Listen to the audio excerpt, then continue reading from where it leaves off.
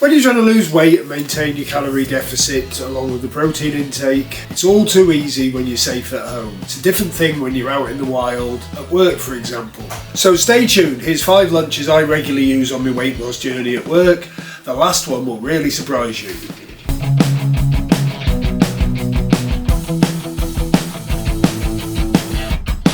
So here we go, week 60, where's the time gone?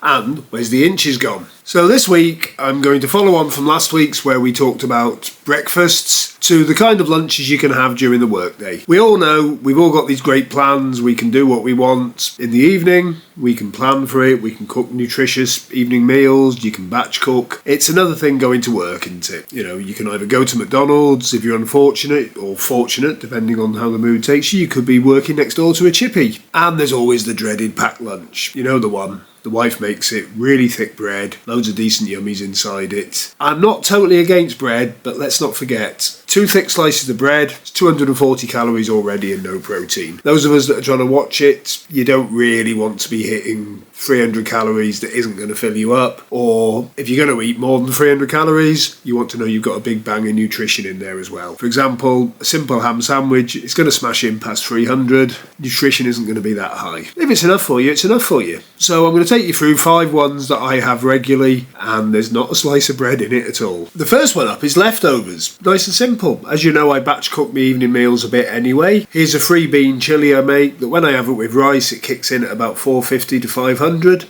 Take away the rice and you're down to 227 for just the sauce, and it's still got 13 grams of protein. Now 227's a bit light for lunch, so I'm lucky I work in an egg factory. I'll throw a couple of scrambled eggs in with it, or you could have a packet of crisps if you feel hungry, have that sort of midway through the afternoon. Nice and easy, no extra work, it's there. Well, second up, and I suppose it had to make it in there somewhere, was salad. The one in the picture is one I made with Quorn sausages. The only reason I've used that picture, it's the only one I can find in my camera roll that's got a salad in it.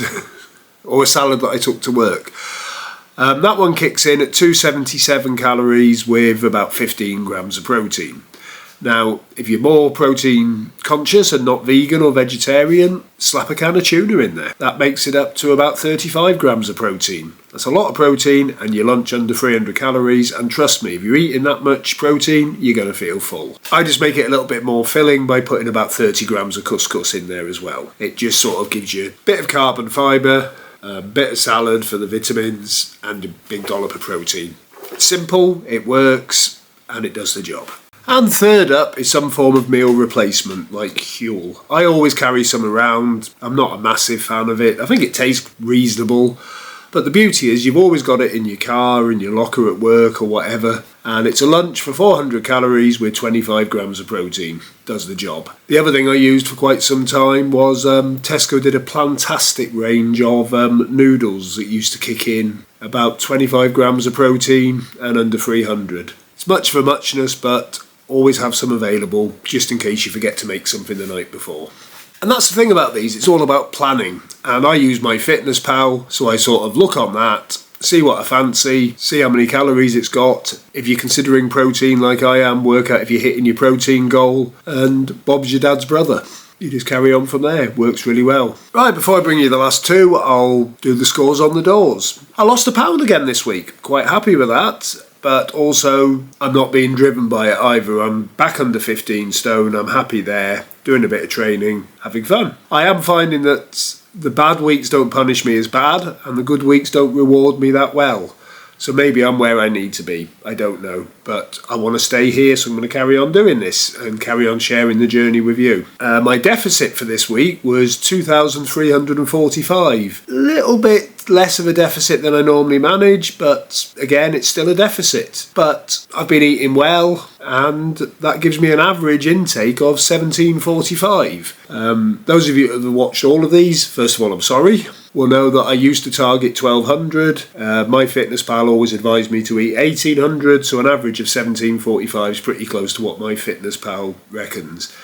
I'm tending to hit that by being really excessive one day and maybe even 2 days, and then being a bit stingy with myself on the third. But this is the beauty of tracking. I've always said it's important. You're able to make your decisions based on that. And I've been doing this long enough now that when I do have a treat, I know roughly how many calories I'm putting in my body. And that's part of reevaluating your relationship with food. So let's move on to the last two. You might find the next one a bit surprising, but McDonald's, their grilled chicken wrap kicks in at 340 calories with 25 grams of protein. And that goes for most of the chain restaurants. They've all got calories on their menus. And you know what you're going to have. For example, Greggs has calories for all their stuff. The lunch menu's a bit pastry-ish, but Pret do a lovely crayfish bowl that's under 300 calories, loaded with protein. But, you know, takeouts are going to be an inevitable part of the workday. There's always someone doing a Mackey's run or a Chippy run, or you may be on the road. At least you know it's an option. Another one in McDonald's is the kids' meal, fish fingers and chips. That's way under 400 calories. You've got chips and fish fingers. It's fantastic. And for my final one, bit of a surprise. It's Japanese gyozas with seafood miso soup. Kicks in at 155 calories. Now, I haven't got a picture of when I took it to work,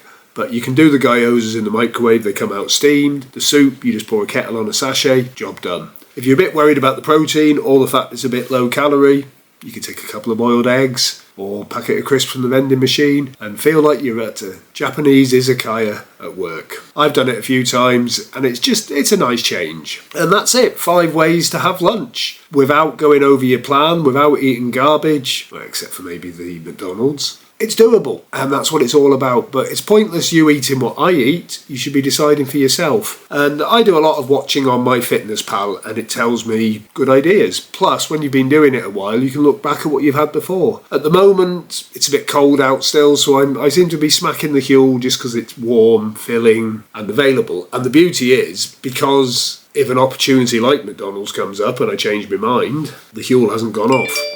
So there we have it.